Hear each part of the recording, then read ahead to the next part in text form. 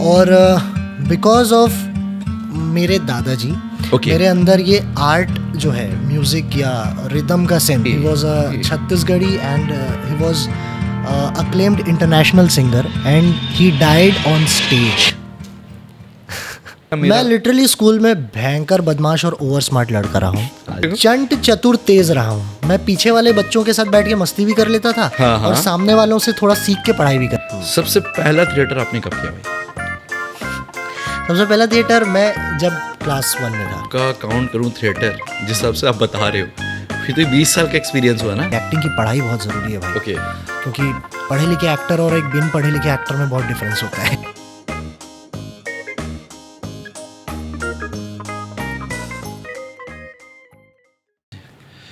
सो हे hi everyone, कैसे हो आप सब? उम्मीद है आप सब बहुत अच्छे होगे, बहुत खुश होगे, बहुत एंजॉय कर रहे होगे।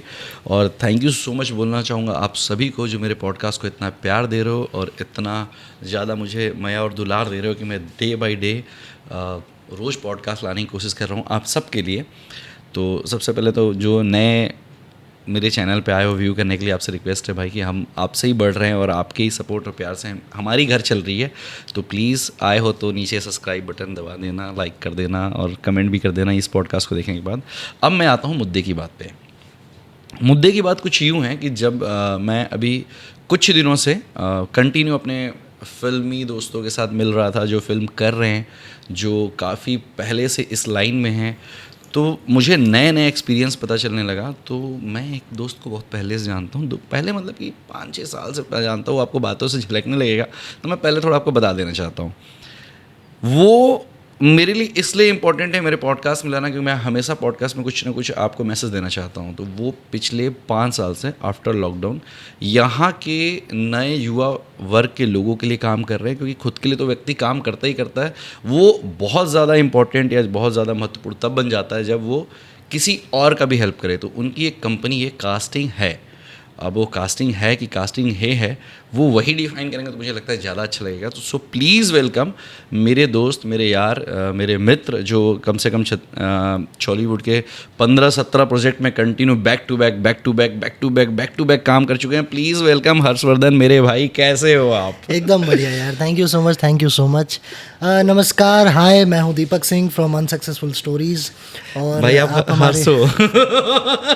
मैं हूँ दीपक सिंह। नहीं, मैं हूँ दीपक सिंह। नहीं, मैं हूँ। हाय, मेरा नाम है हर्षवर्धन और जितने हमारे दोस्त यार देख रहे होंगे वो सब तो मुझे जानते हैं, और जो नहीं देख रहे हैं उनके लिए कि आप प्लीज़ देखें, क्योंकि मैं भी आया हूँ यार इस पॉडकास्ट में। तो thank you so much Deepak for inviting me. ये फाइनली हर्षवर्धन आ गए हैं इस पॉडकास्ट में। थैंक यू सो मच आप सबका। अब दीपक जी आपको मुझे बुलाने का बहुत खुशी हुई कि आप पिछले 3 महीने से मुझे जो घुमा रहे हैं गोल गोल रानी की तरह। अच्छा लगा, गोल गोल रानी कितना पानी हम खेल पाए, बचपन की यादें आप ताज़ा कर दिए दीपक नहीं, जी। मैं अपने आप को दीपक सिंह इसलिए बोला क्योंकि बाय गॉड्स ग्रेस और ऊपर वाले की दुआ से दीपक अभी बहुत बिजी है। नहीं भाई, और ऐसे ही बिजी रहो यार, बहुत अच्छा लग रहा है जिस हिसाब से कंटिन्यूसली काम हो रहा है। और ये पॉडकास्ट क्यों अलग है, और ये पॉडकास्ट शायद बहुत सारे पॉडकास्ट के ऑफ़र आते हैं दीपक, मैं जनरली नहीं जा पाता हूँ या नहीं जाता हूँ। I know. क्योंकि ये पॉडकास्ट मेरे लिए क्यों स्पेशल है, क्योंकि मैं देखा कि लास्ट 3 महीने 4 महीने से कंटिन्यूसली पॉडकास्ट आ रहे हैं। तो ये एक हिम्मत रखना, 1-2 व्यू से लेकर 2000, 20,000, 2 लाख व्यूज़ तक पहुंचाना अपने आप में एक बहुत बड़ा स्ट्रगल है भाई। आप इस लाइन के हो, इस जर्नी को मेरे से ज़्यादा आप जीते हो, पिछले 5-6 साल से कंटिन्यू जी रहे हो। तो मुझे लगता है कि अगर आप बोल रहे हो तो उसके पीछे कुछ ना कुछ लॉजिक होगा, क्योंकि आपकी बातें बिना लॉजिक के हर्ष भाई होती है नहीं। तो थैंक यू सो मच। इसलिए भी है कि हाँ, मैं जब शुरू में इनवाइट करा तो मुझे नहीं पता कि आप मना क्यों कर रहे थे, पर इनडायरेक्टली देखो कैमरे के सामने जो आर्टिस्ट होता है वो झूठ नहीं बोल पाता और वो अपनी बातें दिल खोल के रख ही देता है। तो सच बताऊँ तो हर्ष भाई, मेरा हमेशा से प्रयास है कि कहीं ना कहीं कुछ चीज़ें मैं आप लोग से भी सीखा हूँ। वो एक है कंटिन्यूटी। भाई कुछ भी करो, बस करते रहो। हाँ। क्या होगा क्या नहीं होगा कैसे होगा मुझे नहीं पता। मुझे आज भी वो पल याद है जब पहली बार मैं आपसे मैग्नेटो मॉल पे मिला था और हम दोनों एक दूसरे से रूबरू हुए थे और काफ़ी सारे हमने बातें की थी। हमने बातें की थी। कुछ बातें आपको लगी होगी कि मैं फेंक रहा हूँ, कुछ बातें मुझे लगी होगी कि आप फेंक रहे हो कि यार क्या होने वाला है। कि हम ऐसा करने वाले हैं कि नहीं करने वाले, क्योंकि मैं नया था, मुझे तो कुछ पता ही नहीं था। मेरा तो वो कैरियर का स्टार्टिंग पॉइंट था, मतलब मेरा वो लास्ट शो था जब मैंने किया था, आपको याद होगा। उसके बाद से मैं शो कभी किया नहीं, बट मैंने उस दिन आपको बोला था कि मैं शो कराने चाहता हूँ, तो आपने मुझे बोला था हाँ भाई कर, अच्छा ही करेगा और करना चाहिए, हर किसी को आगे बढ़ना चाहिए। तो मेरे को एक चीज़ आपका जो मेरे दिल के अंदर एक बात है ना, मैं किसी के लिए भी यहाँ पे कोई भी चीज़ रख लेता हूँ, मेरी आदत है, अच्छी होगी तो भी, बुरी होगी तो। बुरी तो कुछ ज़्यादा कस के पकड़ लेता हूँ, अच्छी चीज़ें तो छोड़ देता हूँ, चलो कोई बात नहीं। तो मेरे को याद है कि बहुत कम लोग इंडस्ट्री में ऐसे हैं ना जो दूसरों को सपोर्ट कर रहे हैं और दूसरों को आगे आने में हेल्प करते हैं। तो उसमें से एक आप व्यक्ति हो जो पहले दिन ही बोले थे यार हाँ करना, अच्छी बात है करो। तो आपके बोलने का लहजा बड़ा काम होता है कि भाई एकदम आप शांति से समझाते हो, प्यार समझाते हो। सबसे खूबसूरत चीज़ ये है कि आप उस टाइम और आज में भी बदले नहीं हो, वैसे ही हो। नहीं, मैं सच बताऊं दीपक, हम लोग जब उस शो में मिले थे सबसे पहली बार, तो वहाँ पर मैं एज अ व्यूअर आया था, क्योंकि उस समय तो समझ लो मेरी भी शुरुआत ही हुई थी। एग्जैक्टली। और मैं सब भर के बॉम्बे से सीख सुखा के आया था कि अब करेंगे कुछ यहाँ पर ऐसा, क्योंकि उस समय भी बहुत ज़्यादा प्लेटफॉर्म और स्टार्ट मिला नहीं था। But you being a contestant उस शो का, और जब कोई कंटेस्टेंट ऐसा बोलता है कि यार एक शो मैं कराऊंगा, तो अंदर से एक पॉइंट पे, एकदम सच्चाई में बोल रहा हूँ, अंदर से एक पॉइंट पे लगता है कि हाँ यार ये तो हर कोई बोलता है मैं कराऊंगा मैं कराऊंगा। लेकिन जब एक्चुअली 1 साल बाद राखी ने जब बताया कि यार दीपक शो करा रहे, हाँ बहुत बढ़िया, दीपक याद है तुमको शो करा रहा, दीपक शो करा रहा है सच में। और भाई लिटरली वो शो इतना ग्रैंड हुआ था भाई, बहुत ग्रैंड हुआ था भाई, और ग्लैमरस प्रोडक्शन लिटरली नाम बन गया था। मतलब पहले से हम लोग अब 10वें में पहुंच गए हैं, अभी मेरा 10वां सीजन आने वाला है। आपका पॉडकास्ट उससे पहले आ जाएगा 100%, क्योंकि मैं अक्टूबर में कराने वाला हूँ। तो मैं पहले तो आपको इनवाइट करता हूँ कि प्लीज़ आप थैंक यू सो मच। मेरे साथ फर्स्ट शो पे आप साथ में रहोगे ना, नहीं एक और पे रहे हो आप, थर्ड वाले पे थे आप मेरे साथ, और इसमें भी आप साथ रहो। बिल्कुल यार। इस पे तो मैं कुछ अच्छी तैयारी कर रहा हूँ, बट चूंकि पॉडकास्ट है भाई का यार, ये बातें तो आप सुनते ही रहोगे, ये तो ऑफ द ट्रैक वाली चीज़ें हैं। तो सबसे पहले हर्ष भाई की मैं खिंचाई शुरू करता हूँ, क्योंकि मेरे क्वेश्चंस खिंचाई वाले ही रहते हैं। तो भाई सबसे पहले तो आप मुझे ये बताओ कि भिलाई की यादों के बारे में बताओ, डीपीएस में, भिलाई में पढ़ाई में बचपन कैसा था वो बताओ यार, लोगों को वो बताओ जो आज तक कभी सुने नहीं, क्योंकि आपके पॉडकास्ट ज़्यादा आए नहीं है। सच बोलूं? हाँ सच बोलना है या झूठ, या कोई गीता ले आऊं, ये तो ये लो, ये वाला गीता ही मेरे पास है, सीधे तुलसी माला। जनरली लोग पॉडकास्ट में ऐसी चीजें बोलते हैं जो उनके इमेज को बचा के रखे। नहीं भाई, अपने को इमेज थोड़ी बचाना, अपने इमेज सबके सामने खुला खुला है। ठीक है, मैं बहुत आपका हो या मेरा, मैं लिटरली स्कूल में भयंकर बदमाश और ओवर स्मार्ट लड़का रहा हूँ। आज भी हो। ठीक है। बदमाश और ओवर स्मार्ट, भयंकर बदमाश और ओवर स्मार्ट लड़का रहा हूँ। ठीक है, और बिकॉज ऑफ मेरे दादाजी, मेरे अंदर ये आर्ट जो है, म्यूजिक या रिदम का सेंस, सबसे पहले रिदम का सेंस आता है किसी भी आर्टिस्ट के अंदर। मेरे अंदर रिदम का सेंस उनके वजह से आया है। मतलब तो दादाजी क्या मतलब आर्टिस्ट थे? मेरे दादाजी he was a singer, he was a Chhattisgarhi and he was acclaimed international singer and he died on stage। सच्ची? 2004 में उनका डेथ हुआ था स्टेज में गाना गाते गाते। उनकी सांस अटक गई थी। सारंगगढ़ में शो चल रहा था, रायगढ़ में चक्रधर समारोह एक होता है, और वो शो के दौरान उनका डेथ हुआ था। यार बहुत कम लोग स्टेज पे एक्सपायर किए हैं। हाँ। तो ये चीज़ कई बार इसको लोग नेगेटिव लेते हैं, बट द थिंग इज़ कि जो व्यक्ति जिस चीज़ को जीता हो और वो जीते जीते चला जाए, बोलते हैं वो सबसे खूबसूरत पल होता है व्यक्ति, क्योंकि हम सब आए हैं तो हमें जाना ही है। और मैं इस चीज़ को बहुत एक्सेप्ट करता हूँ। जैसे मैं हमेशा से चाहता था कि पापा से मैं दूर रहता था, पर अगर कभी कुछ हो अनहोनी तो मैं पापा के पास रहूँ। तो मैं गॉड से, क्योंकि उनको तबीयत ख़राब रहती थी, उनको ब्रेन ट्यूमर था, तो आई ऑलवेज एडमायर दिस कि यार पापा के पास रहूँ, पापा के पास रहूँ। कभी ऐसा ना हो कि पापा को कुछ और मैं हूँ ही नहीं घर पे। हाँ। तो जो सिंगर होता है, जो आर्टिस्ट होता है भाई, वो तो उसका आई नो सबसे बड़ा लॉस है आपका। हाँ। बट इनडायरेक्टली अगर उनकी आत्मा से हम पूछेंगे तो वो बहुत खुश होंगे। हाँ, एक्चुअली मुझे लगता है कि आज मैं जो भी कर पा रहा हूँ बिकॉज ऑफ उनकी ब्लेसिंग्स हैं। हाँ, 100% घर पे ब्लेसिंग्स हैं, और आपके ऊपर देके गए हैं वो। हाँ बिल्कुल। और आप उसको आगे अपने साथ लेके चल भी रहो, ये एक अच्छी खूबसूरती है। तो Sorry, स्कूल की मैं आपको लाइफ disturb नहीं बहुत करता। स्कूल की लाइफ बहुत बढ़िया थी। हाँ हाँ। अब मस्त दोस्त बने, मज़ा आया काफ़ी।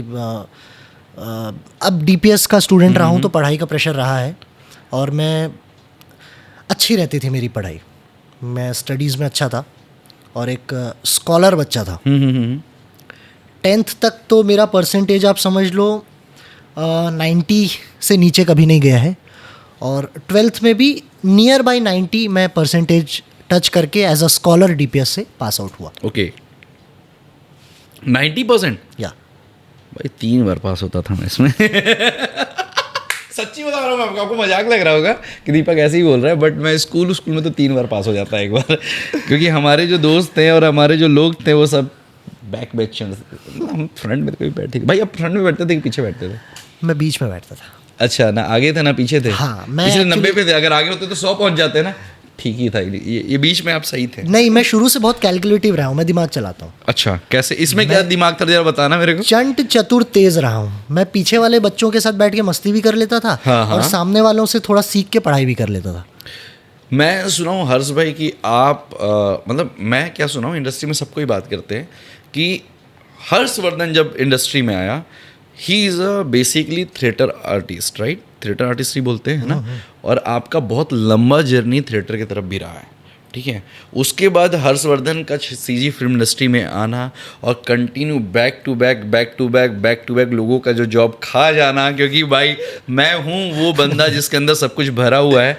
अभी रिसेंटली मैंने एक आपका सॉन्ग भी देखा था जो मेरी बहनी के साथ है, आप सरकारी अफसर में किए हो आई थिंक वो, है ना। तो वो भी मैं उसको सुना तो मुझे बहुत अच्छा भी लगा। तो इसके पीछे क्या स्टोरी है? कितने साल आप थिएटर किए हो? मुझे थिएटर किए करीब मैं 7 साल थिएटर किया हूँ। 7 ईयर? 7 ईयर्स। और यार आर्टिस्ट के घर में जन्म लेने के बाद भी आप 7 ईयर थिएटर कर रहे थे? हाँ, क्योंकि ऐसा लगता है कि थिएटर, मुझे ऐसा लगता है हर एक्टर के लिए जितना कर लो उतना कम है। क्योंकि दीपक एक बात बताओ, इस दुनिया में कितने पर्सनालिटीज़ हैं? पर्सनालिटीज़ पूछ रहे हो? हर बंदा एक अलग पर्सनालिटी है। एग्जैक्टली और एज एन एक्टर हमको पता नहीं कब कौन सा पर्सनालिटी प्ले करने मिल जाए। हाँ, एक्टर का तो काम ही यही है। तो जितना ज़्यादा थिएटर आप करोगे ना, उतने मल्टीपल पर्सनालिटीज़ आप प्ले कर पाओगे। यही तो चीज़ आपके में दिख रहा है ना, क्योंकि आप हर एक मूवी में एक डिफरेंट जॉनरा पे काम कर रहे होते हो। मैं इसलिए भी आपकी तारीफ नहीं कर रहा हूँ क्योंकि यार आप मेरे दोस्त हो, कि मैं इसलिए ये तारीफ कर रहा हूँ क्योंकि मैंने आपको देखा है, मैंने आपको लाइव देखा है कि भाई ऑल ऑफ फ्लिप किए और चीज़ें बदल देते हो कि यार किसी और लैंग्वेज में बात करते करते कहीं और ही सेंस में चले जाते हो। हाँ, तो हाँ, होता है। वो मेरे दिल से निकल रहा है। कोई ऐसा नहीं कि हम पॉडकास्ट में तो मैं एकदम रॉ हूँ और जैसे आपसे बात करूँ ऐसे ही पोस्ट कर देता हूँ। हाँ, मैं खुद भी एकदम रॉली बता रहा हूँ। आप 7 ईयर थिएटर किए, सबसे पहला थिएटर आपने कब किया भाई? सबसे पहला थिएटर मैं जब क्लास 1 में था, स्कूल में। भाई उस टाइम ना मुश्किल से 5 साल की उम्र होती है, मजाक मत करो। मैं ठीक है, सच में मूड में किया नहीं हूँ मैं आज। मैं लिटरली बता रहा हूँ, कैसे? अपने पार्टनर का नाम बता रहा हूँ। मेरा को एक्टर था देवव्रत पांडे। देवव्रत पांडे है सरोज पांडे का भतीजा। अच्छा, मेरा बहुत अच्छा दोस्त है। देवव्रत एक पायलट है। अच्छे बड़े देवव्रत से पहचाने भाई का। आई लव यू। ओके। और देवव्रत मेरा अपोजिट कास्ट था। प्ले का नाम था गोपी गवैया बाघा बजैया। सत्यजीत रे, अगर आपने नाम सुना है कभी उनका, सत्यजीत रे का नाटक था और 2.5 घंटे का प्ले था। और क्लास 1 में 2.5 घंटे का प्ले था लिटरली। और मैंने और देवव्रत ने पूरा प्ले याद किया था। आप मुझे किसी भी जगह से कहीं भी किसी भी वक्त किसी का भी डायलॉग उठा के बोल दो, मुझे याद रहता था। बचपन से ही खून में आया है। हाँ, उस समय मतलब पागलपन था। स्टेज, ये फेम, ये क्लैप्स, ये एकदम इतना लगता था ना बचपन से कि यार, हाँ यार दादाजी को मिल रहा है। वैसे भी अगर मैं आपका काउंट करूं थिएटर जिस हिसाब से आप बता रहे हो, फिर तो 20 साल का एक्सपीरियंस हुआ ना, अगर उस हिसाब से मैं काउंट करूं। हाँ, उस हिसाब से काउंट करो तो बिल्कुल हो सकता है। मतलब बचपन से शौक था कि मेरे को मतलब नाटक करना है, चीज़ें करनी, क्या मतलब ये मुझे जॉनरा समझाओ। मेरे लिए अब ना कुछ अलग आप दे रहे हो, ठीक है। मतलब ऐसे ऐसे जो आजकल डांस चला है ना, ऐसे करके मेरे को हाँक के आप ले जा रहे हो कि यार पहली में आप एक नाटक किए। बिकॉज ऑफ मेरे दादाजी म्यूजिक बैकग्राउंड से थे। तो मुझे बचपन से ही म्यूजिक में डाल दिया गया। ओके, जो मेरी दैट वाज एक्सेप्टेबल 100%। जो मेरी मैम थी अलका देशपांडे मैम, उनसे मैंने म्यूज़िक का कोर्स किया, डिप्लोमा इन म्यूज़िक खैरागढ़ से कंप्लीट किया हाँ, मैंने। मैं आपसे पूछने वाला था कि आप हाँ, और वो 6 साल का था। क्लास समझ लो आप क्लास अब मैंने क्लास 4th से लिया और 10th पे आके ख़त्म किया। 6 साल का डिप्लोमा इन म्यूज़िक ख़त्म किया मैंने। अब दैट टाइम खैरागढ़ में ही रहते थे? नहीं, खैरागढ़ में रहता नहीं था, लेकिन फिर? मुझे साल में 3 से 4 बार खैरागढ़ जाना पड़ता था फॉर महीने ट्रेनिंग। के लिए कि डे के लिए कि नहीं कैसा? नहीं, कुछ दिनों के लिए, 2-2 दिन, 3-3 दिन के लिए ऐसे। और खैरागढ़ के कुछ ब्रांचेस यहाँ भिलाई में भी हैं। ओके, तो पढ़ाई के साथ साथ मेरा म्यूज़िक कंप्लीट हो रहा था। मतलब आप म्यूजिक क्लास 4th 5th से कर रहे हो। हाँ। और आपने 10th तक 10th तक मैंने ऑलमोस्ट किया। किया हाँ। उस चीज़ को। फिर 10th के बाद आपने थिएटर ज्वाइन किया? 10th से पहले ज्वाइन किया था? थिएटर कब ज्वाइन किया आपने? थिएटर कब मैंने ज्वाइन किया, ये बहुत देर से वेटिंग हो रहा है ना ये हाँ, क्वेश्चन। ये क्वेश्चन मेरे ना अंदर ना, मतलब ये देखो पहली क्लास से बता दियो तो एक अलग से उफान मार रहा है। मैं क्या बताऊँ, मैं बहुत ज़्यादा बकचोद, हाँ ठीक है, अच्छे बच्चे हो आप बताओ। मैं बहुत ज़्यादा बदमाश था। हाँ ठीक है, अच्छा था। तो मैं बहुत ज़्यादा वो भी बदमाश अच्छा था। बता सकते मैं हो बहुत ज़्यादा बदमाश था। तो हाँ। पापा ने ज़बरदस्ती ना, भिलाई में एक थिएटर ग्रुप है, Indian people's theatre association, IPTA, sector 1 अगर आपको पता हाँ, होगा। मैं इप्टा सुना हूँ भाई, अच्छे से जानता हूँ मैं। मुझे वहाँ ज़बरदस्ती भेज दिया गया, तू घर बैठ के ना पागल करता है, तू कुछ कुछ करते रहता है, तू जा वहाँ थिएटर कर। थिएटर का ओके। अब मैं साला वापस ना आऊँ वहाँ से। कौन से क्लास की बात है ये? ये क्लास 10th की बात है। ओके, मतलब मैं सही हूँ? हाँ, एकदम सही। 10th तक आप म्यूजिक एकदम क्लास सही। में थे और 10th के बाद आपने एकदम थिएटर सही। ज्वाइन किया। ओके, अब मैं वहाँ से वापस ना आऊँ समय पे, करे पड़ा हूँ थिएटर। और थिएटर भी ऐसा नहीं बोल रहा हूँ कि जाति साहब आपको कैरेक्टर मिल जाता है। हम वहाँ जाके लकड़ी ठोक रहे हैं, हम स्टेज बना रहे हैं, हम कॉस्ट्यूम पहना रहे हैं, हम पर्दा सेट कर रहे हैं। Because of all these things ना, एक थिएटर आर्टिस्ट बहुत अच्छा कलाकार होता है, वो एक एक्टर नहीं होता है। बिकॉज ऑफ थिएटर आपके अंदर डायरेक्शनल स्किल्स आता है, आपके अंदर एडिटिंग स्किल्स आती हैं, आपके अंदर फ्रेमिंग आता है, आपके अंदर लाइटिंग आता है, आपके अंदर म्यूज़िक आता है, आपके अंदर एक अच्छा एक्टर बनता है। तो इसलिए थिएटर बहुत ज़रूरी है। तो देखो आप मेरे को फिर से कंफ्यूज कर रहे हो और मैं फिर से वो क्वेश्चन पूछूंगा और पटांग होने वाला है। आप 10th में गए थिएटर, आप गए थे थिएटर में एज अ आर्ट आप प्ले करने। Exactly. बट आपके कहे अनुसार वहां जब आप गए तो आपसे तंबू और बम्बू गड़वाया जा रहा था। एग्जैक्टली। तो थिएटर कब सिखाया गया आपको? थिएटर वही शुरुआत है दीपक।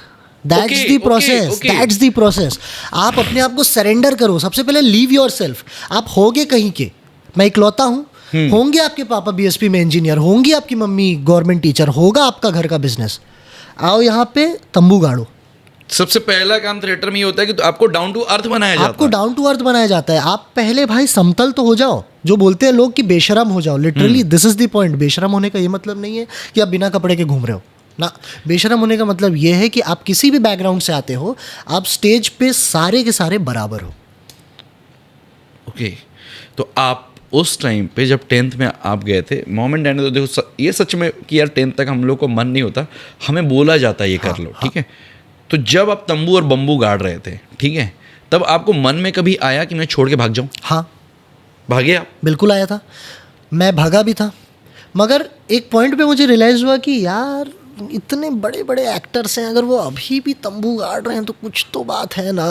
मतलब वो कईयों दिनों तक ये प्रोसेस चलता है? हाँ हाँ, आज भी अगर मैं आपको बताऊं तो अगर आप नसीर साहब के बारे में सुने हैं? नसीर साहब का नाम सुना हूं। हाँ, पर वो नसीरुद्दीन शाह। हाँ बस वही है नसीर साहब, मैं बोला उनका नाम सुना, उनका नाम मैं ही नहीं पूरा इंडिया सुना है, पूरी दुनिया और थिएटर लाइन का अगर कोई व्यक्ति हो या फिल्म लाइन का कोई व्यक्ति हो, यार कॉमन व्यक्ति वो नसीरुद्दीन शाह जी को जानता है। नसीरुद्दीन शाह के भी प्लेज में जब एक्टर्स की कमी रहती है, लोगों की कमी रहती है, नसीर साहब खुद टेबल सेट करते हैं, खुद चढ़ के लाइटिंग का हैंडल ठीक करते हैं। आज भी at an age of around 75-80 के बीच में है वो राइट नाउ, तो 75-80 पे ही तो है। थिएटर आपको ये सारी चीज़ें सिखाता है। 10 से मेरी थिएटर की शुरुआत हुई थी और फिर उसके बाद मैं कंटिन्यूसली थिएटर किया 6 से मैंने सुना कि आप पुणे भी गए थे कुछ एक्टिंग सीखने, वो उसका क्या रोल था आपके लाइफ में? 12th खत्म हुआ तो मैं भग गया पुणे। ओके, अब पुणे गया मैं डिप्लोमा इन एक्टिंग करने के लिए, सावित्रीबाई फुले यूनिवर्सिटी। मुझे ऐसा लगा कि यार कोर्स तो ज़रूरी है, पढ़ना तो ज़रूरी है, एक्टिंग की पढ़ाई बहुत ज़रूरी है भाई। ओके, क्योंकि पढ़े लिखे एक्टर और एक बिन पढ़े लिखे एक्टर में बहुत डिफरेंस होता है। ये बात तो सही है यार, ये जिसको कटाक्ष मारे हो उसके लिए सही है, एक बार और मार दो। नहीं मतलब नहीं ये पर ये सही है, this is fact, this is fact. आप इसको मना नहीं कर सकते, इसको मना नहीं कर सकते, ये जीवन का ही एक सच्चाई नहीं है। हम जिस लाइन में काम कर रहे हैं ना हर्ष भाई, हाँ वहाँ ये वर्ड बहुत बड़ा रोल प्ले करता है। हाँ हाँ जब लोग बोलते हैं ना कि अच्छे आर्टिस्ट नहीं मिल रहे हैं, तो शायद मुझे लगता है कि लोग अच्छे आर्टिस्ट को ले नहीं रहे। ले नहीं रहे। आपको फील होता होगा, क्योंकि मैं तो इस लाइन पे सिर्फ यहीं तक बैठ के रहता हूँ या फिर लोग इंटरव्यूज़ लेता हूँ, चीज़ें करता हूँ, बट मैं फील करता हूँ जब मेरे पास अलग अलग लोग आते हैं और कई लोग बोलते हैं मैं कैमरे में नहीं बोल पाऊँगा। उनका ये वर्ड रहता है, जो आप कैमरे में बोले ना, उनके ये वर्ड होते हैं कि मैं कैमरे में दीपक भाई ये नहीं बोल पाऊँगा, पर हमारे साथ ये होता है। पहला कोई बंदा मिला है खुल के बात करना, तभी बोला कि एक बार और बोलो। ये है, एक पढ़े लिखे एक्टर और एक बिन पढ़े लिखे एक्टर में बहुत डिफरेंस होता है। और वो काम में झलक भी जाता है, बिल्कुल। वो काम में झलक जाता है कि आप ये काम नहीं कर पा रहे हो। एक बिन पढ़ा लिखा एक्टर ना एक बार की कास्टिंग और एक बार की मूवी से फेम उठा सकता है, लेकिन वो उस फेम को कंटिन्यू नहीं रख पाएगा, और वो वर्सेटाइल भी नहीं होता, वर्सेटाइल नहीं हो पाएगा। Exactly that's the point. उसको एक ही जॉनरा की एक्टिंग दोगे और जितने दिन तक दोगे वो करता रहेगा। हाँ हाँ और एक दिन हमारी ऑडियंस है ना भाई, अगर दिन भर पार्ले जी खा के हम बचपन से खा के आ रहे हैं, हम बोर हो जाते हैं, हम उस टाइम पे अलग बिस्किट ट्राई करते हैं, राइट? हम सबका फेवरेट है पार्ले जी, हम सबका, बट एक मोमेंट आता है जिस टाइम पे हम उससे बाहर निकलते हैं, हम दूसरी चीज़ें ट्राई करते हैं। वैसा ही ये है, जब अगर बंदा वर्सेटाइल नहीं होगा तो उसको कहीं ना कहीं इस चीज़ का तो सामना करना ही पड़ेगा ना। बिल्कुल करना पड़ेगा। हो सकता है कि उसे कुछ फेम के लिए आप, अच्छा आपको क्या लगता है कि कुछ डायरेक्टर्स, कुछ प्रोड्यूसर्स, तो क्या वो क्षणिक फेम के लिए उनका यूज़ कर रहे हैं या वो खुद यूज़ हो रहे हैं? जब ये बात निकली तो दूर तक जाएगी। दोनों दोनों ऐसे एक्टर्स को अगर आप उठाते हैं, आप उनका कुछ और क्राफ्ट देख के उठा रहे हो। आप बेसिकली आप उनका फेम देख के उठा रहे हो, उनको उनका इंस्टा, उनका फेम देख के उठा रहे हो। हाँ, आपको ये लगता है कि ये जो पब्लिक उनके पीछे है, जो सपोर्ट कर रही है, जो उनके रील्स को देख के हंस रही है, मजा कर रही है, ये पब्लिक 100 रुपए देख के उसी एक्टर की मूवी देखने आएगी। लेकिन ये होता नहीं है भाई। अगर वो 10-15 मिलियन वाला हो तो हो सकता है उसका 100,000 समथिंग लोग आ जाएं देखने, क्योंकि बाकी लोग उसको इंस्टा पे देख चुके होते हैं। और अगर वो 3 लाख, मैं ये चीज़ मतलब ये इसलिए खुल के बोल पा रहा हूँ ना, और मैं ये बोलना भी चाहता हूँ यार, क्योंकि मैं ये सीधी फिल्म इंडस्ट्री में कंटिन्यू देख रहा हूँ। ये कंटिन्यू हो रहा है कि यार आर्टिस्ट को आर्टिस्ट वे से नहीं लिया जा रहा है, उसके फेम की वजह से लिया जा रहा है। और ये सिर्फ सीधी फिल्म इंडस्ट्री में नहीं हो रहा है, ये मैं बॉलीवुड की तरफ भी देख रहा हूँ, मैं और भी लोगों से मिलता हूँ, तो कहीं ना कहीं मुझे फील होता है कि ये चीज़ नहीं हो रहा। और पहला बंदा बोला जो खुल के बोल रहा है, तो मैं ये बात कर ही लेता हूँ ना। मैं पहले अपना एक ओपिनियन रख दो भाई, फिर मैं एक और क्वेश्चन निकल के आया मेरे मन में इस चीज़ को लेके ओपिनियन। हाँ देखो, तो होता वही है ना कि आप उनके फॉलोअर्स देख के आप उनको कास्ट करते हो, राइट। अब मान लो उनके 100 फॉलोअर्स हैं, तो हो सकता है उसमें से 2 या 3 100 रुपए दे के पिक्चर देखने आएंगे। 100% आएंगे, वो 2-3 आएंगे ही, जो उनके हो सकता है दोस्त हो, भाई हो, घर के हो। लेकिन दिक्कत ये है कि जो बाकी 98 या 95 लोग हैं ना, वो नहीं आने वाले। तो उससे होता क्या है ना, आप उस आर्टिस्ट के अंदर एक गलत होप डाल रहे हो कि भाई तू स्टार है, तू एक्टर है, तू हीरो है। आप उनके अंदर गलत होप डाल रहे हो एज अ प्रोड्यूसर या एज अ डायरेक्टर, और आप अपने आप को धोखे में रख रहे हो। भाई आप क्या कर रहे हो? कर रहे हैं ऐसा, लोग ऐसा कर रहे हैं, आप अपने आप को धोखे में रख रहे हो। तो आप लोग कभी क्या ये एक्टर और प्रोड्यूसर और डायरेक्टर के ऊपर आप लोग क्वेश्चन नहीं उठाते कि भाई आप ऐसा क्यों कर रहे हो? बिल्कुल उठाते हैं। क्या जवाब होते हैं उनके?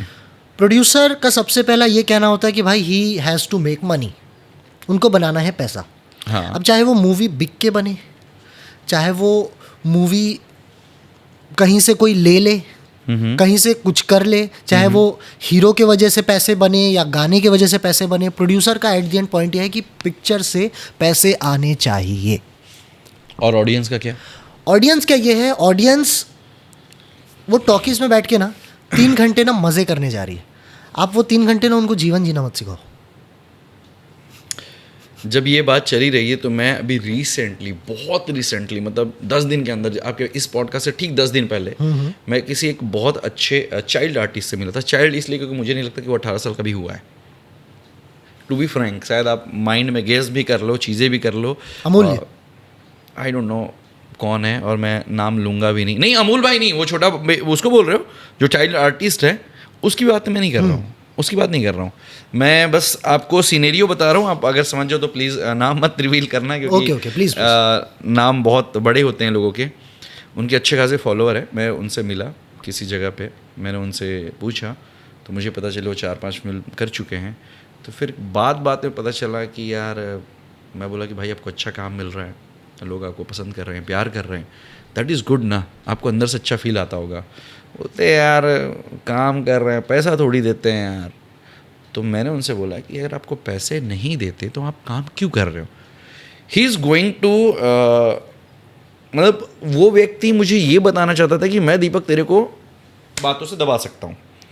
फिर मैंने उसको समझाया अपनी बातों से कि भाई आप मुझे बातों से नहीं दबा सकते हो, क्योंकि मैं इस फील्ड में आपके साथ बातें करके आया हो, मैं काम करके आया हूँ। ठीक है, आप इंस्टा पे अपने अलग अलग टॉपिक्स बना के आए हो, मैं अभी शुरू किया हूँ टॉपिक बनाना। मैंने कभी टॉपिक नहीं बनाई, पर मैंने काम के थ्रू इस चीज़ को, टेबल को ऐसे घुमा के रखा है। तो मैंने उनसे बोला कि फिर आप काम क्यों कर रहे हो? जब आपको पैसे नहीं मिल रहे हैं तो वाई? ठीक है, अगर आप मेरी तरह बोलने वालों की काम कर रहा हूँ क्योंकि मेरे को भाई पैसे बहुत है, तो भाई आप गलत हो। हाँ। मैं अपनी चीज़ें बनाता हूँ पैसे, मैं इस चीज़ से भी पैसे बनाऊंगा आगे फ्यूचर में चल के, 100% बनाऊंगा। और आप भी जानते हो भाई, अगर मैं आज के दिन में झूठ बोलूँ तो ये झूठ होगा कि मैं इससे पैसे नहीं बनाऊंगा, फ्यूचर में बनना ही बनना है पैसे, 100% बनना है। तो मैंने उनसे बोला कि यार आप फिर काम क्यों कर रहे हो? तो बोलते हैं यार काम करना ज़रूरी है। तो बोले यार काम करना ज़रूरी है, काम के लिए पैसे भी नहीं लेना है, और लोग, आप बोलते हो कि लोग आपको यूज़ कर रहे हैं। तो ये मैं मल्टीपल चीज़ समझ नहीं पाया, और आप भी उनके साथ काम किए हो। चलो मैं आपको इतना भी हिंट दे देता हूँ।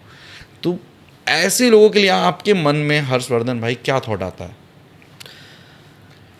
विदाउट सेइंग एनी नेम, अगर वो बंदा ये पॉडकास्ट देखने वाला है तो बिल्कुल जान रहा है कि मैं उसके बारे में बात कर रहा हूँ, और मैं भाई आपको कटाक्ष नहीं कर रहा हूँ, मैं सिर्फ एक व्यक्ति का राय जानना चाहता हूँ। मेरा राय ये है कि अगर आप किसी भी जगह पे मेहनत कर रहे हो या कुछ भी कर रहे हो, तो उसका वैल्यूएशन 2 चीज़ों से होता है। एक ताली और दूसरा पैसे।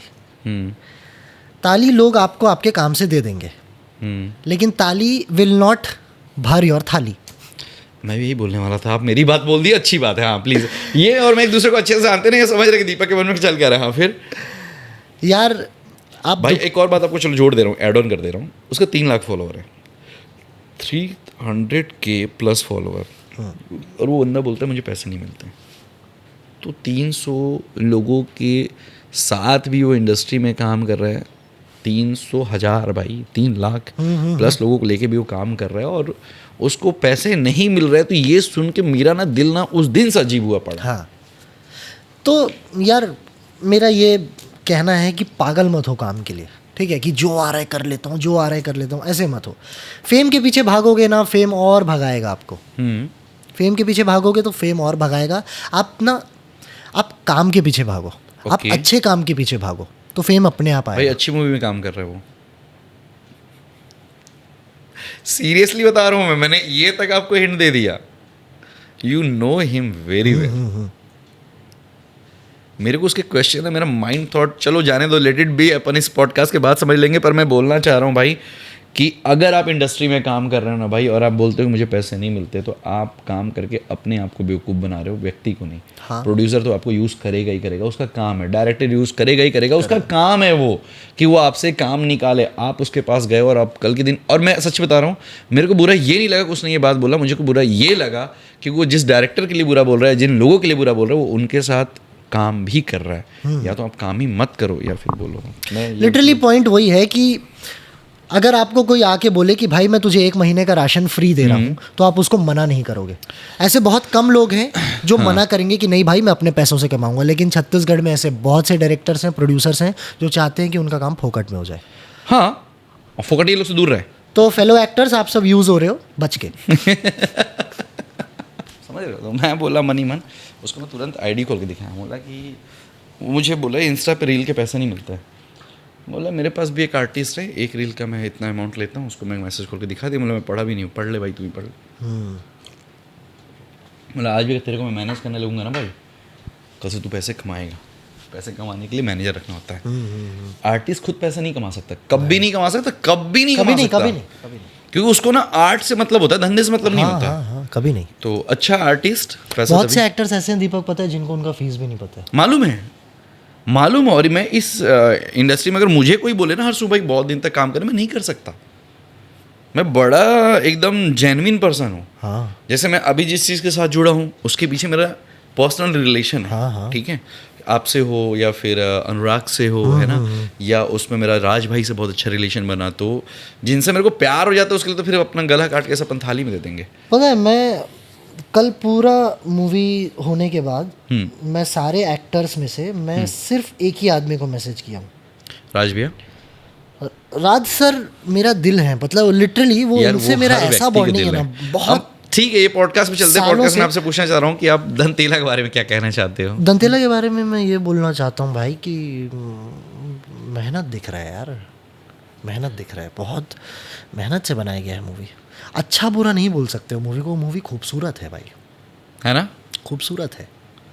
अच्छा बुरा कोई मैं हूँ ही नहीं कुछ बोलने वाला उसको। मैं जब मेरे से पूछा गया, मैं आपको लिटरली उस पर भी हम बात कर ही लेते हैं भाई, एक छोटी सी बाइट्स मैं आपको देना चाहूँगा, या फिर कैमरे के माध्यम से मैं सबको बोलना चाहूँगा कि जब धनतेला की बात हो रही है तो यार उस मूवी को एक तो 3.5 घंटे को बना के एक उस कार्य पटल पे खुद को खड़ा करना और अपने आप को उस पटल पे दिखाना ही बहुत बड़ी बात होती है। सामने वाले डायरेक्टर को पता होता है 400 की जगह मुझे 300 मिलेंगे, इनफैक्ट मेरा लॉस है, बट डायरेक्टर और उसके एक्टर्स अपने आप को इस तराजू पे रखे कि मैं कार्य दिखाऊंगा, पैसे नहीं उतने चाहिए। तो जब आप उनको जज कर रहे हो तो आप भी याद रखो कि वो बंदा जान रहा है कि मेरा 100 कैंसिल हो रहा है।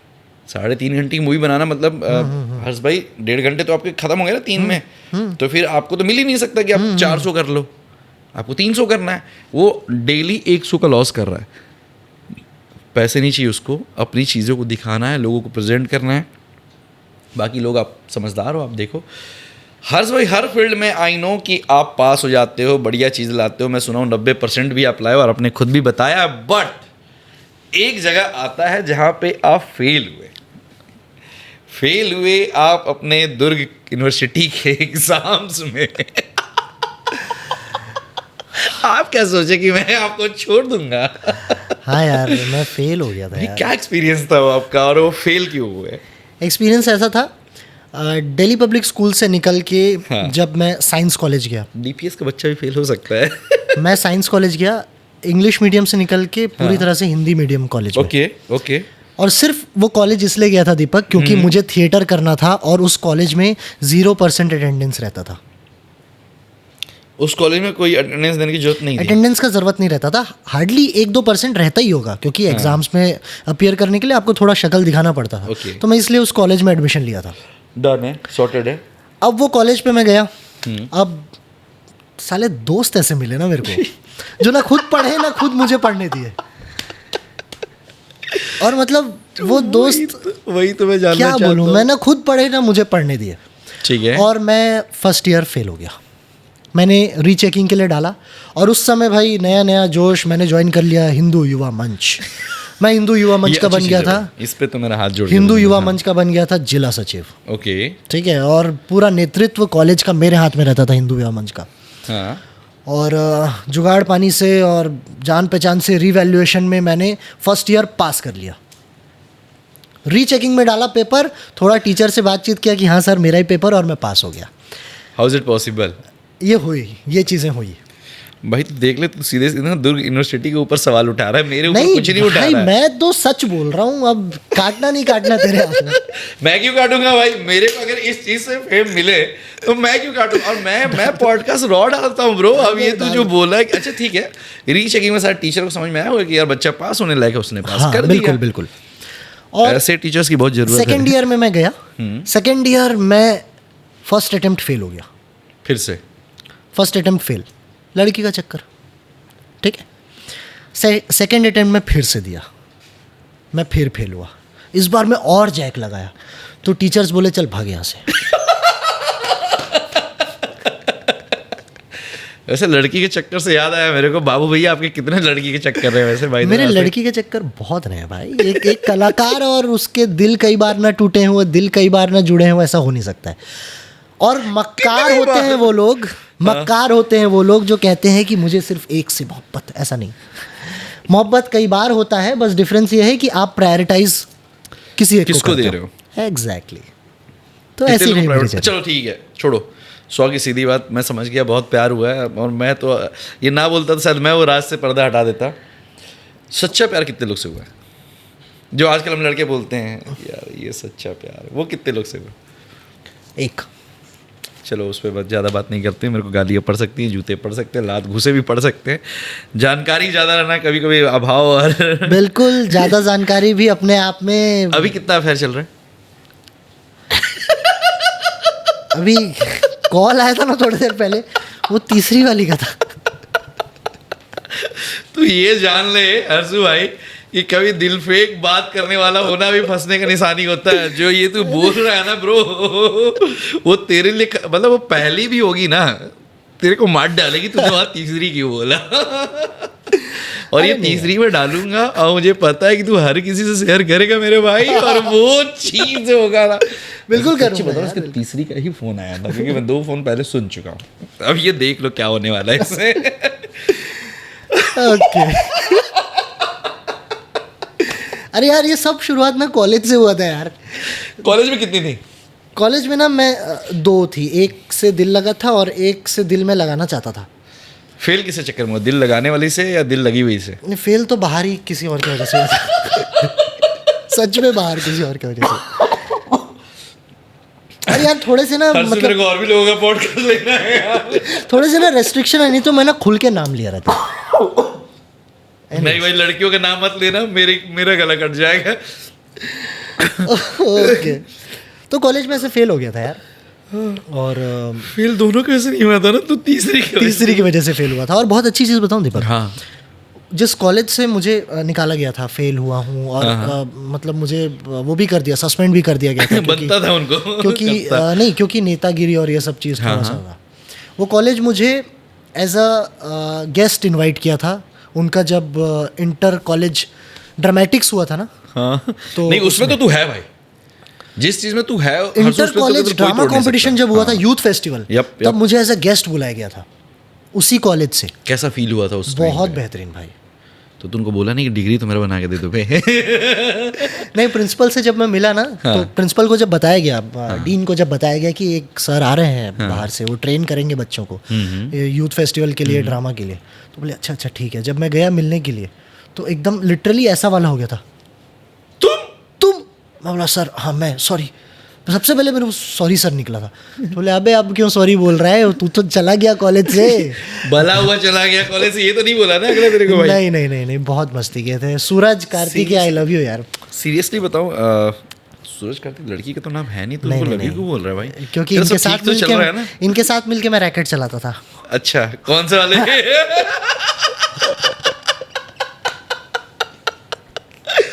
कौन से वाले रैकेट की बात हो रही है? ये पर्सनल है। गंदे गंदे इशारे, छी छी छी छी छी। हे भगवान, हे भगवान, ये बंदा मेरे को पॉडकास्ट नहीं करने देगा।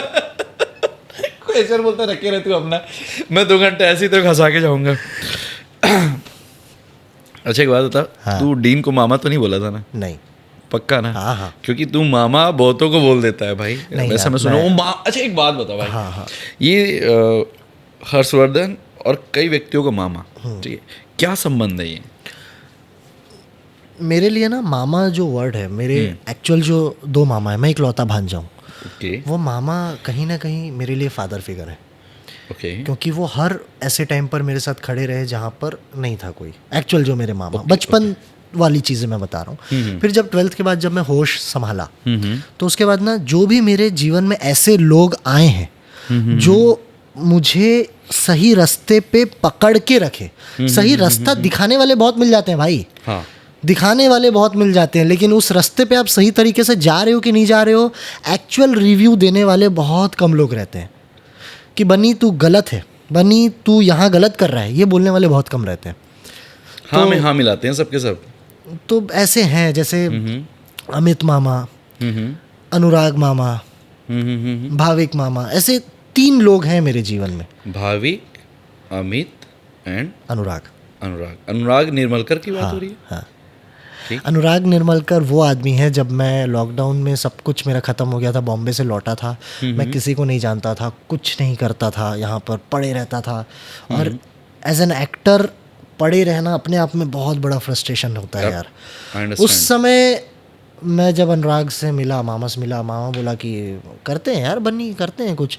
फिर कंटिन्यूस जो म्यूज़िक वीडियोस का काम चालू हुआ, लहर चालू हुआ, बनी ये बनाते हैं, बनी वो करते हैं। आज भी मेरे हर एक फिल्म में स्पेशल थैंक्स अनुराग मामा को रहता है। और आज He's भी the man. He is the man. और आज भी मैं कोई भी प्रोजेक्ट रिलीज करने से पहले उनके पास जाता हूँ, दिखाता मैंने ये हूँ। चीज़ देखा है, आप जिसका नाम ले रहे हो, मुझे लगता है छत्तीसगढ़ फिल्म इंडस्ट्री का ही इज़ द जैम। भाई वो सच में बहुत बड़े जैम है। मैं क्यों बताऊं? क्योंकि मूवी ना विजुअल आर्ट है, विजुअल आर्ट है। सबसे पहला फ्रेम दिखेगा, फिर एक्टर एंटर करेगा। एग्जैक्टली। एक एक्टर अच्छा भी दिख सकता है, खराब भी दिख सकता है। बिल्कुल।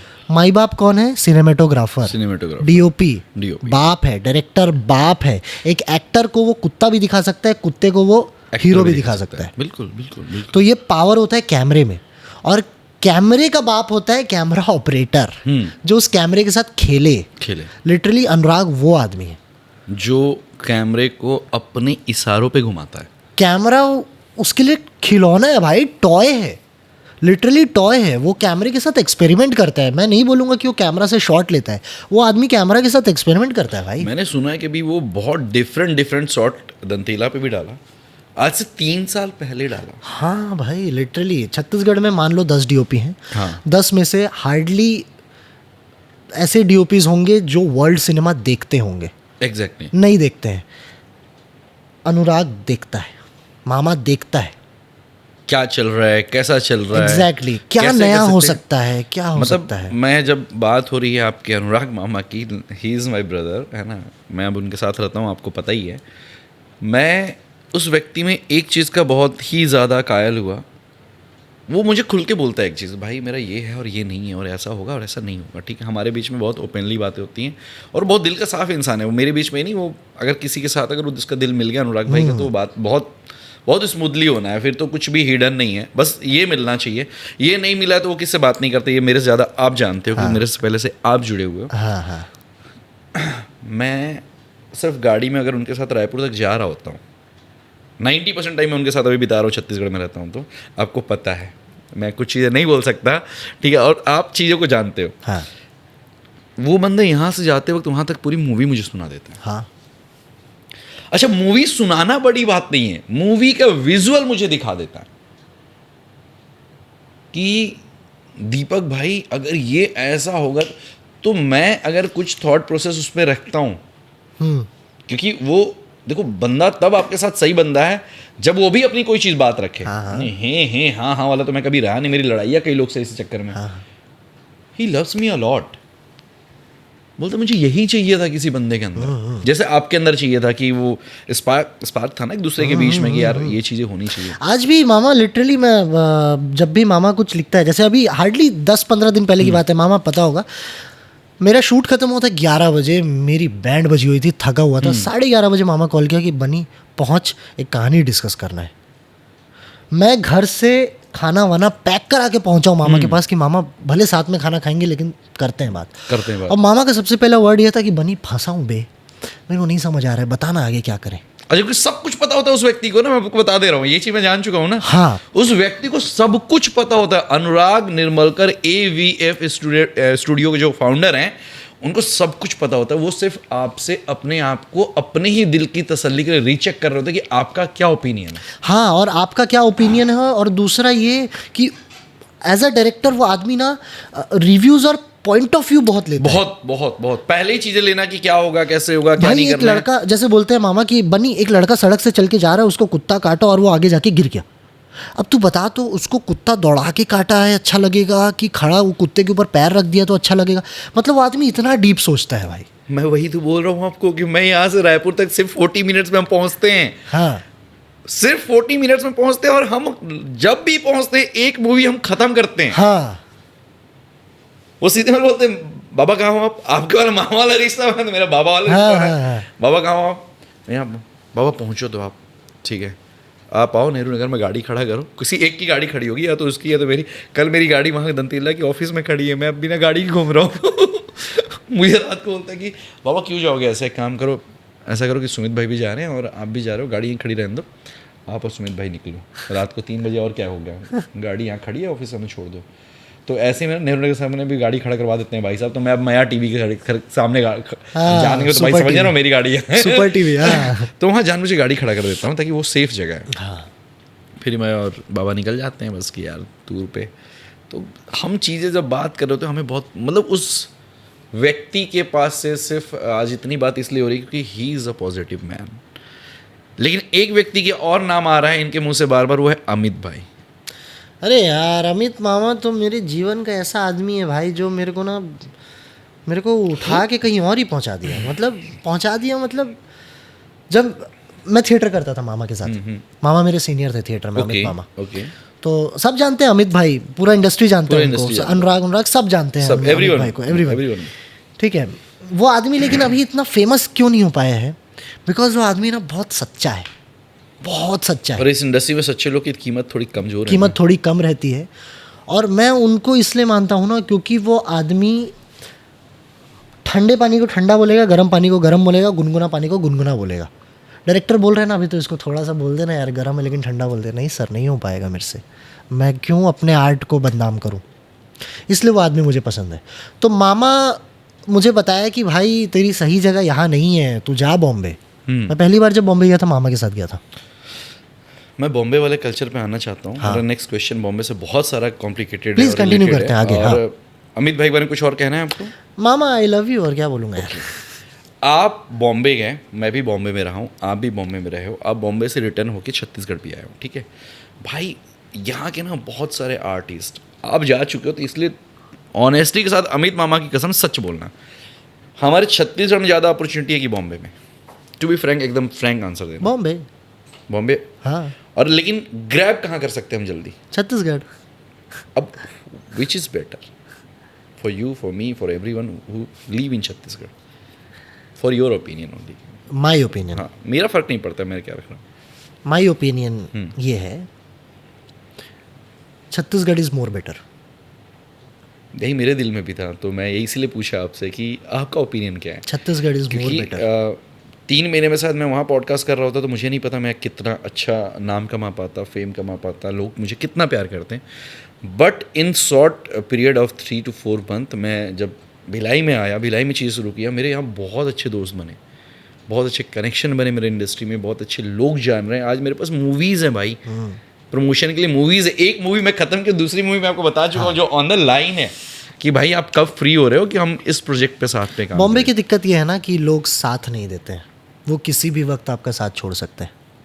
हाँ, महंगाई बहुत ज़्यादा है ना नीयत में, वहाँ पर ये बोलता है बॉम्बे में एक्चुअली। और छत्तीसगढ़ में इसके अलावा चलना बे साथ में खाना खाएंगे, ये बहुत बोलता है।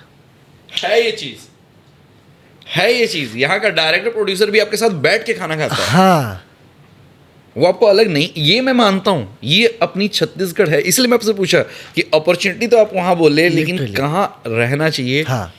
एक चीज़ और मुझे पूछना है भाई आपसे, यहाँ के बहुत सारे आर्टिस्ट यहाँ के काम छोड़ के बॉम्बे चले जा रहे हैं, फिर वहाँ स्ट्रगल कर रहे हैं। हाँ। आपकी स्ट्रगल लाइफ कैसी थी वहाँ बॉम्बे की? मेरी स्ट्रगल लाइफ ऐसी थी कि एक कमरे में हम लोग 1 2 3 4 लोग रहते थे, बहुत छोटा सा कमरा था। और मेरे लिए स्ट्रगल ये नहीं था, सरवाइव करना मेरे लिए स्ट्रगल नहीं था, क्योंकि बाय गॉड्स ग्रेस मेरी फैमिली इतनी थी कि उस समय मुझे फाइनेंशियली तो सपोर्ट कर दी। अब ठीक है, फाइनेंशियली आपको सपोर्ट की। अब इसी में एक आर्टिस्ट को डाल देता हूँ मैं। और आर्टिस्ट के पास आपको पता है हर आर्टिस्ट की फैमिली से सपोर्ट नहीं आता है। ठीक है, अब इसी क्वेश्चन का आंसर आप एज अ आर्टिस्ट दो। छत्तीसगढ़ आर्टिस्ट के लिए आपका क्या मैसेज है जब वो ये जगह छोड़ के इतना स्मूथ रास्ता जो चल रहा होता है वो अपनी पटरी ऐसे कर देते हैं? अब उनके लिए मैं आपके वर्ड्स चाहूँगा, क्योंकि आप 2 साल 3 साल बिताए हो बॉम्बे में। हाँ। फिर आप इसी जगह पे आए हो, आपने पूरा लॉकडाउन सर्वाइव किया, उस पर तो मैं आऊँगा, पर उस 2 महीने की पीरियड और ये जो 5 महीने की पीरियड है उसका अंतर आप एज अ आर्टिस्ट बताओ। एज एन आर्टिस्ट मैं बोलूँ तो अबे पहले चलना ठीक से सीख लो, उसके बाद दौड़ा जाएगा। एग्जैक्टली। एक बच्चे को सबसे पहले ना चलना सिखाया जाता है, उसके बाद वो दौड़ता है, उसके बाद वो बहुत तेज़ दौड़ता है। तो सबसे पहले आपका बेस बहुत ज़रूरी है भाई। अगर आपको मारुति 800 चलाने ही नहीं आता है तो आप जैगवार कहाँ से चलाओगे बे? और ये बॉम्बे में जैगवार ही चलाने लोग जा रहे सीधा जैगवार चलाने चले जाते हैं भाई। बॉम्बे में जाके बड़े बड़े कास्टिंग कंपनीज में चले जाते हैं, इंट्रोडक्शन देते हैं, और वहाँ पे जब camera rolling and action sound सुनते ही लोगों की जब लॉकडाउन चल रहा था तो आपका भी साउंड कैमरा रोलिंग बोलते हुआ था और आप छत्तीसगढ़ आए थे। बाप रे, क्या चल रहा था उस टाइम? क्या था मन में? चल रहा था भाई उस टाइम की शायद मुझे लगता है कि अब आप जो बोलने वाले हो वो कुछ नेक्स्ट लेवल होगा, क्योंकि मैं जानता हूँ। बॉम्बे मुझे ऐसा लगा था उस समय कि भाई ख़त्म है ऑलमोस्ट सब। मैं उस समय कैलकुलेट नहीं कर पा रहा था दीपक। मैं यू सच फील बताऊं, कि घर हम पे रह वापस में खड़ा हो पाऊंगा? जब आप बॉम्बे से छत्तीसगढ़ आए, आप छत्तीसगढ़ को छोड़ के बॉम्बे गए। मैं लोगों के सामने रियलिटी रखना चाहता हूँ हर्ष भाई आपके थ्रू। आप छत्तीसगढ़ को छोड़ के बॉम्बे गए। मैं उस समय छत्तीसगढ़ को ना नमस्ते बोलता था कि नहीं हो पाएगा, और मेरे आज को ऐसा बॉम्बे लगा क्या कि बोलते हो? बॉम्बे को तो मैं ये बोलता हूँ कि भाई जब काम रहेगा तो तब जाओ आऊँगा भाई। और नहीं रह वापस में पाऊँगा अपने वहाँ पे। मेरा शहर मेरे लिए बहुत प्यारा है। लिटरली मैं बता रहा हूँ कि ये जो वर्ड है ना अनसक्सेसफुल, वो मैं अभी बता रहा हूँ। मैं बॉम्बे से लौटा था, अभी देखो थोड़ा सा मैं इमोशनल हो गया वो चीज़। नहीं, this I know that's why मैं चाहता हूँ कि आप वो बात मैं करो जब जो मैं आर्टिस्ट जब को नहीं पता बॉम्बे है। से लौटा ना तो मुझे उस समय ऐसा लगा कि भाई मैं ख़त्म हो गया हूँ, अनसक्सेसफुल हो गया हूँ। तो मेरी अनसक्सेसफुल स्टोरी तब चालू हुई थी। आई हैड नो वन, कोई नहीं था, समझ नहीं आ रहा था कुछ कि क्या करूं। लॉकडाउन में अकेले था, क्वारंटाइन भी हो गया था मैं 15 दिन के लिए, और 15 दिन एक घर में सिर्फ खाना आता था, नीचे से दे दिया जाता था। और क्योंकि परिवार भी डरा हुआ है भाई। हाँ। परिवार भी डरा हुआ है, किसी को समझ नहीं आ रहा था कब क्या हो जाए किसको। अच्छा, बॉम्बे से आप आके सीधे छत्तीसगढ़ में क्वारंटाइन हुए? क्वारंटाइन हो गया था भाई मैं, और कुछ समझ नहीं आ रहा था। मोबाइल में बनाता था, भेजता था, ना अप्रोच था, ना किसी को जानता था, कुछ समझ नहीं आया। एक दिन मैं अपने ना घर के छत पे बहुत रोया कि मैं क्या कर रहा हूँ यार, मेरे को समझ नहीं आ रहा है मैं क्यों ऐसा कर रहा हूँ। उसके बाद फिर मैं मोनोलॉग्स बनाना चालू किया।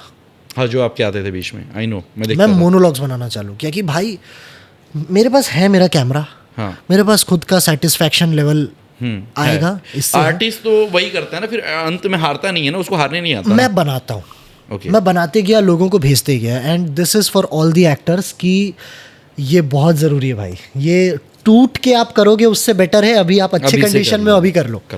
आप बनाओ मोनोलॉग्स, आप बनाओ ऑडिशंस, आप खुद की एक्टिंग वीडियोस बनाओ, बनाते जाओ। एक वीडियो है जो क्लिक करेगा।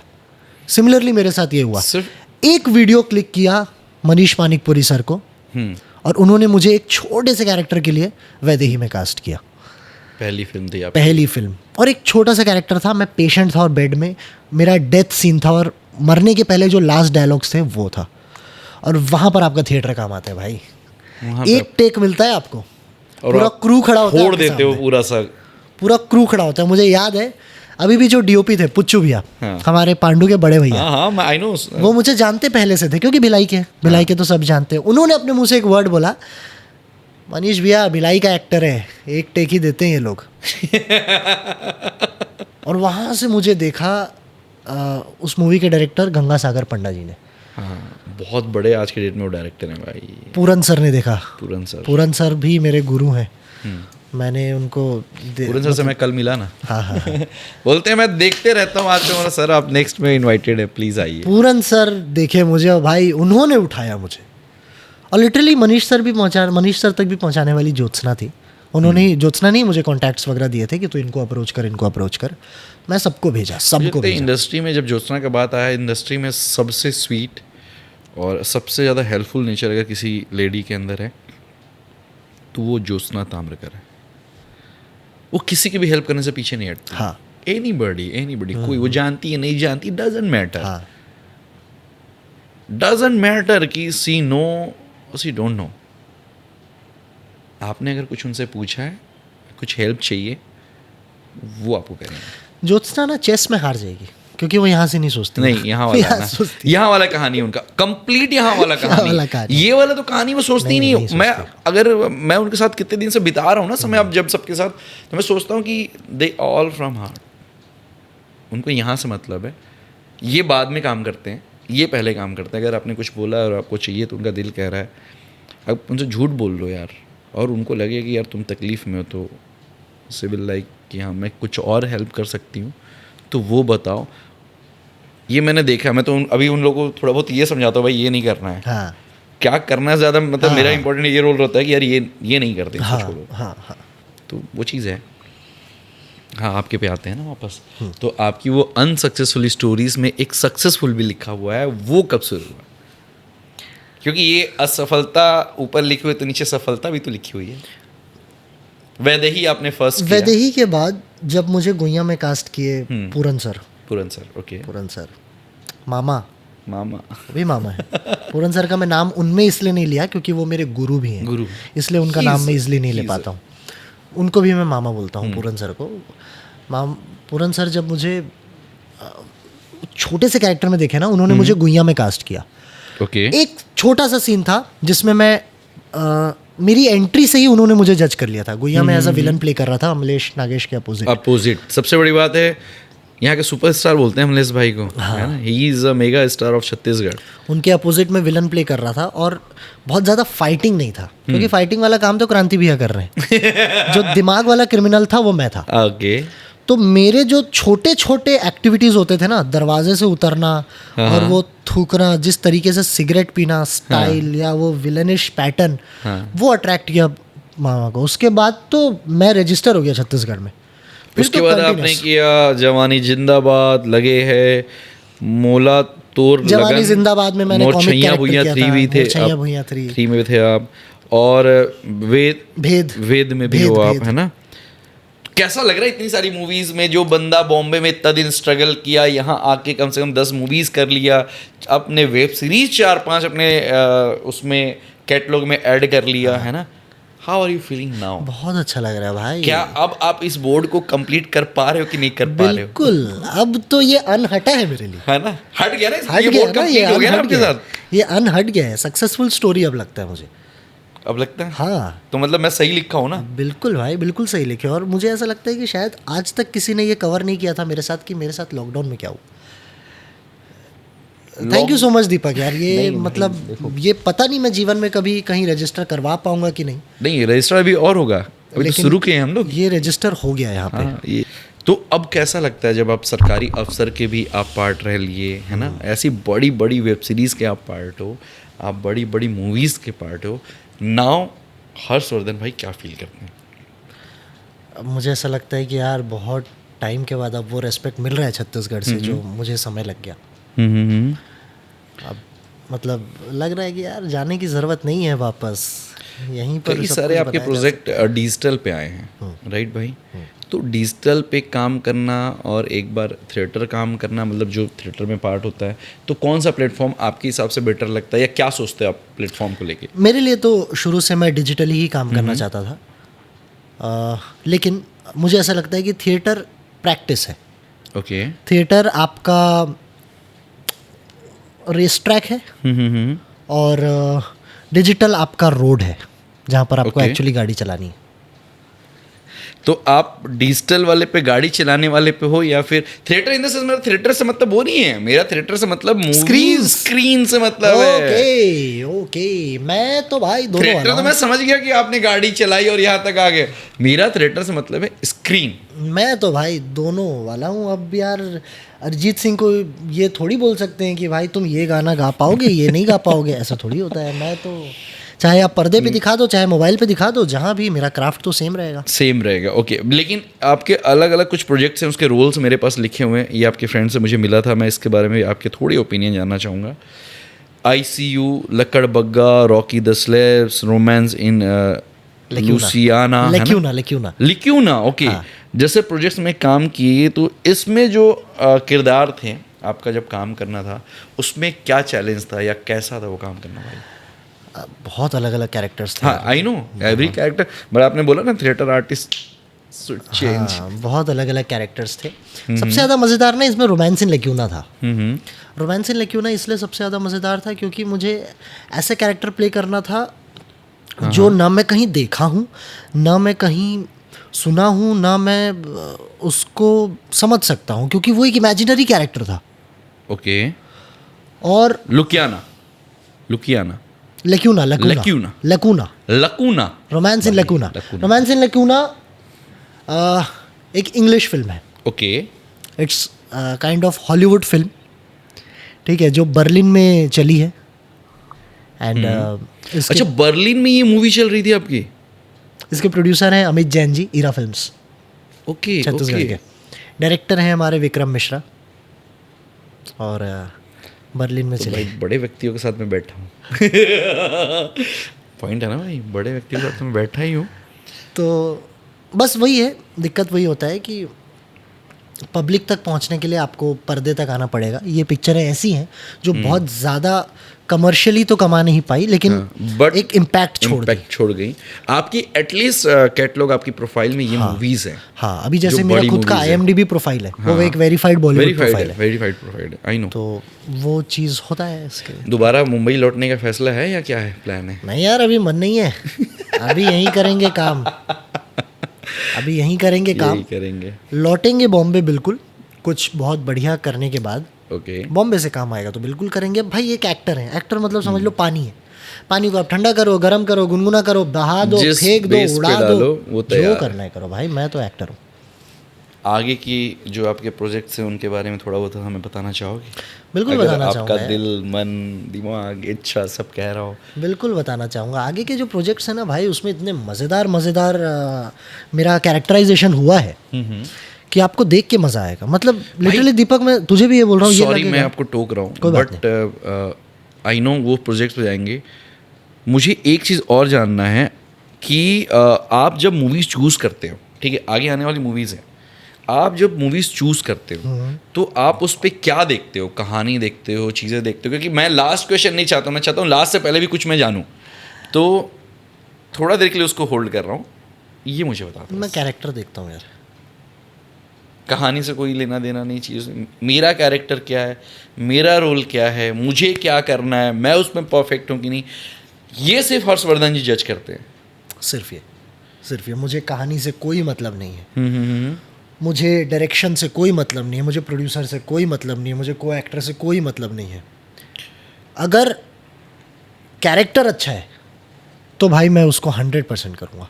कैरेक्टर अच्छा होना चाहिए, क्योंकि मुझे पता है ना कि अच्छा कैरेक्टर मिलेगा ना तो मैं जान डाल दूंगा उस टूटी हुई कहानी में भी, मैं खेल दूंगा। अब आप अपनी बात कंप्लीट करो प्लीज़। हाँ, आने वाली मूवीज़ का जो पूछे थे ना कि आगे क्या आने वाला है, प्रोजेक्ट्स आगे मैं ये बताना चाह रहा हूँ कि दीपक, तुझे बताना चाह रहा हूँ मेरे भाई कि प्लीज ऐसे कैरेक्टर्स जब वो मूवीज़ को देखेगा ना तो बोलेगा कि भाई ये किया है यार। एक आध तो मैं देख भी चुका हूँ ना, क्योंकि उस फिल्म के जो DOP साहब है वो मेरे भाई दोस्त बंधु है ना। भाई वो बहुत फाड़ू है। हाँ। जो आने वाला है मैं उस पर नाम अभी रिवील नहीं कर सकता। मेरे को शायद उसमें अगर कुछ एग्रीमेंट्स आएंगे तो 2-3 करोड़ का मेरे पास फाइन ठोक देंगे वो लोग। तो नहीं इतना भी नहीं होता दीपक, मैं सच भाई, बता रहा हूँ। But to be frank, to be honest, वो उनका एसेट्स है, उनके एसेट्स हैं, है ना। छत्तीसगढ़ में हम जुबान से चलते हैं। हाँ। सच बता रहा हूँ, हम दिल से चलते हैं। पेपर वर्क यहाँ पर नहीं होता है बहुत ज़्यादा। हाँ, हम दिल ओके। से चलते हैं, एक दूसरे के भरोसे से चलते हैं भाई, इसलिए मुझे छत्तीसगढ़ पसंद है। छत्तीसगढ़ में जो आने वाली आगामी फिल्म है उसको आप एज अ एक्टर और एज अ दर्शक भी आप किस तरीके से देखते हो हर्षवर्धन भाई? आगामी फिल्में हैं हाँ, जो आने वाली फिल्म है। भाई, मैं तो सच ये बोल रहा हूँ कि अभी जो 3 महीना है ना, हाँ। ये जो लहर उठ रहा है ना अभी, दंतेला, खारून पार, गैंग्स ऑफ रायपुर, ढोलकल, और इसके मैं बताऊं 2 मूवीज़ तो अनुराग भाई की ही हैं। हाँ, दंतेला, ढोलकल, ये अनुराग भाई की ही हैं। और बाकी के जो 2 मूवीज़ हैं ना, उसमें भी जो लोग हैं वो कहीं ना कहीं जुड़े हुए हैं, अनुराग भाई से जुड़े हुए हैं 100%। जैसे भाई मतलब मैं ये बोल सकता हूँ कि ये जो एरा आ रहा है वो अनुराग का एक अपना एरा आ रहा है as a DOP, as a बिल्कुल। डायरेक्टर। और छत्तीसगढ़ को अभी एक बहुत ही खतरनाक डायरेक्टर मिलने वाला है ढोलकल के थ्रू, हिमांशु वर्मा। राइट। हिमांशु वर्मा जो अपन शायद मिले थे एक बार, हिमांशु भाई से मिले थे। मैं बोल रहा हूँ हाँ। ना। हिमांशु भैया, मैं जब इनके डायरेक्शन में काम किया ना, मुझे ऐसा लगा कि बॉम्बे के बड़े बड़े डायरेक्टर्स फेल हैं, इनके आगे। क्यों? इसलिए नहीं कि इनका विजन बहुत तबाही है, इसलिए क्योंकि इन्होंने इतना काम किया है पहले एज एन असिस्टेंट, यप चाहे स्पॉट बॉय बोलो, लाइटमैन बोलो या ये बोलो। भाई जिसने सब काम किया ना वो दिमाग से हर चीज़ सोच सकता है, हर चीज़ जानता, हर एक एंगल, हर एक मोमेंट जानता है। हिमांशु भैया को एक टाइटल दिया जाता है छत्तीसगढ़ इंडस्ट्री में कि भाई पिक्चर खत्म करनी है ना तो हिमांशु भाई को बुला लो, समय पे पिक्चर खत्म करनी है, प्रोड्यूसर का पैसा बचाना है ना, हिमांशु भाई को बुला हिमांशु लो। भाई को बुला। इस मूवी के एक खास रोल है, आगे मेरे को हिमांशु भाई मेरे को देना है सब काम में थोड़ा थोड़ा। भाई हम बहुत छोटे शहर से आते हैं, आई नो आप भी और मैं भी, कोई हम बहुत जसपुर जैसा बोलूँ बहुत बड़ा शहर नहीं था जहाँ से मैंने पढ़ाई की। आप भी जब स्टार्ट किए बहुत बड़ा हमारा शहर नहीं था जब हमने चीज़ें शुरू की। ऐसे छोटे छोटे शहर से बहुत सारे लोग एक्टिंग में आना चाहते हैं, चीज़ें सीखना चाहते हैं।